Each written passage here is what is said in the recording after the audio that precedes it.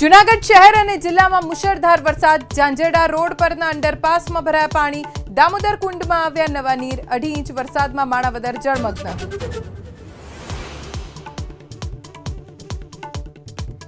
કચ્છ જિલ્લામાં ધોધમાર વરસાદ. માંડવી અને ભુજ તાલુકામાં જળબંબાકાર.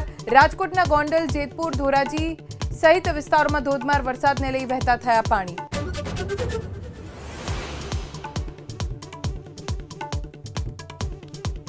ભારે વરસાદ બાદ પહાડી રાજ્યોના હાલ બેહાલ. હિમાચલ પ્રદેશમાં 129 રસ્તા બંધ. પૂરના કારણે 39 લોકોના મોત. મનાલી ચમોલીમાં ભૂસ્ખલનથી પ્રવાસીઓ અટવાયા.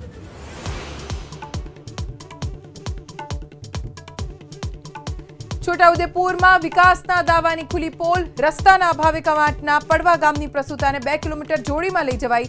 10 દિવસમાં આ પ્રકારની ત્રીજી ઘટના. સુરેન્દ્રનગરના સાયલામાં સરકારી અનાજનો કાળો કારોબાર. પ્રાંત અધિકારીની ટીમે રાશનિંગની દુકાનમાં દરોડો પાડ્યો. સરકારી અનાજના જથ્થા સાથે 81,000નો મુદ્દામાલ જપ્ત.